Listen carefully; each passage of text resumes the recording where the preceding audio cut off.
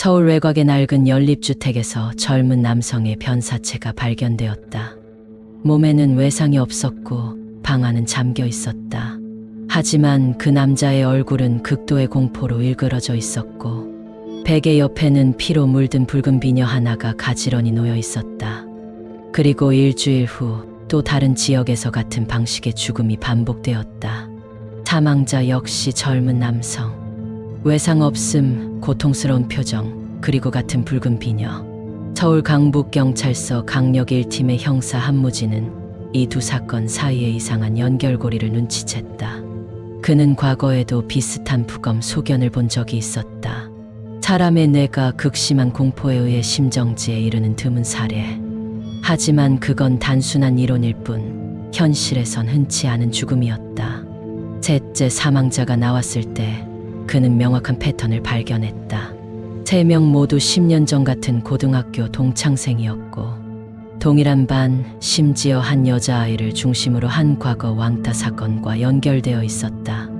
그 여자아이의 이름은 한소연. 무진은 수첩을 덮고 조용히 속으로 이름을 되뇌었다.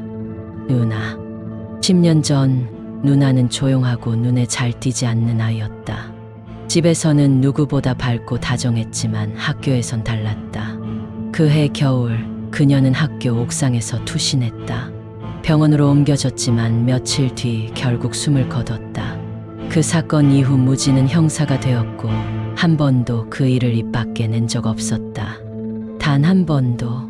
넷째 희생자는 한강변에서 발견됐다. 눈을 뜬 채로 숨진 시체 옆에는 또 하나의 비녀가 놓여 있었다. 그리고 그의 핸드폰엔 마지막으로 음성 메시지가 녹음되어 있었다. 누가 절 보고 있어요. 벽 너머에서 틈 사이로 웃고 있어요. 그의 소연이? 무진은 등골이 서늘해졌다. 녹음된 목소리는 혼잣말이 아닌 누군가에게 대답하듯 이어지고 있었다. 왜 이제 와서? 미안했어, 미안했어. 그땐 어쩔 수 없었어. 그리고 갑자기 멈춘 비명. 무진은 서서히 퍼즐을 맞춰가고 있었다. 죽은 남자들은 모두 그해 겨울 소연을 괴롭힌 5명의 남학생들이었다. 누군가는 교실에서 책을 찢었고 누군가는 여자 화장실에 그녀의 이름을 음란하게 낙서했다. 또 다른 한 명은 따귀를 때렸고 모두가 보는 앞에서 냄새난다고 외쳤다. 그 가운데엔 무진도 있었다. 물론 그는 적극적으로 가해하진 않았다. 하지만 그는 그 상황을 알고도 외면했다. 형사라는 이름으로 살아가는 내내 그 기억은 의도적으로 봉인되어 있었다. 5번째 마지막 남자가 죽기 전날 밤 무진은 그의 집을 찾아갔다. 넌 알고 있잖아. 그 애가 누군지. 그 남자는 벌벌 떨며 방 안의 벽을 가리켰다. 거기 벽 틈 사이 밤마다 누가 날 본다 웃으면서 그 비녀 알아 그거. 걔 엄마가 물려줬잖아. 그날 밤 무진은 비명을 듣고 방에 들어갔지만 늦었다. 5번째 비녀가 피에 젖은 채 창가에 놓여 있었다. 사건은 종결될 수 없었다. 귀신이 저지른 범죄라면 기록되지 않는다. 무진은 동료들에게 심장마비로 인한 사망이라 보고서를 썼다. 하지만 그날 밤 자신의 집 문틈 앞에 6번째 붉은 비녀가 가지런히 놓여 있었다. 무진은 조용히 그것을 들어 올렸다. 기억 속 누나의 얼굴이 스쳐 지나갔다. 피해자이자 동생을 지키고 싶어 했던 소녀. 그리고 복수의 화신이 된 귀신. 그 순간 거울에 비친 자신의 얼굴 뒤로 축축히 젖은 머리카락이 흘러내리는 한 여자가 보였다. 얼굴은 보이지 않았다. 하지만 그 비녀는 소연이 살아있을 때 늘 꽂고 다니던 것과 똑같았다. 그녀는 말했다. 이젠 나도 외롭지 않아. 다 데려왔으니까. 이제 너만 남았어, 무진아. 무진은 웃었다.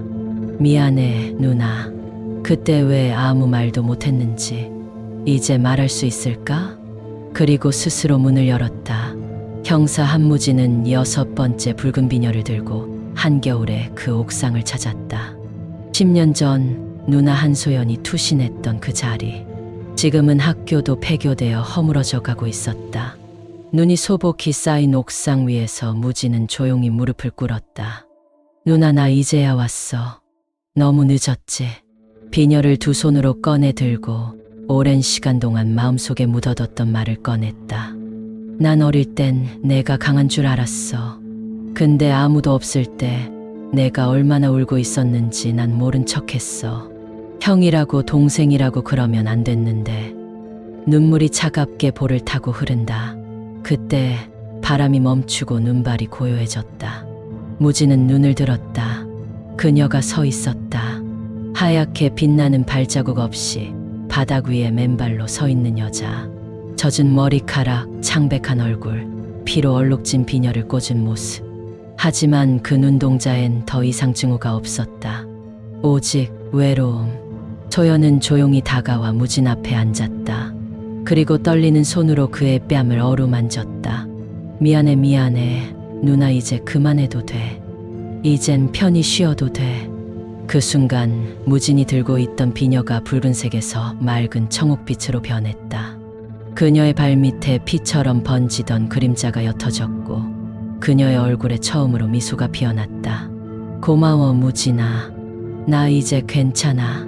하늘에서 한 줄기 따스한 빛이 떨어졌다. 그녀는 천천히 빛으로 녹아들며 마지막 말을 남겼다. 널 지켜줄게. 다시는 외롭게 두지 않을게.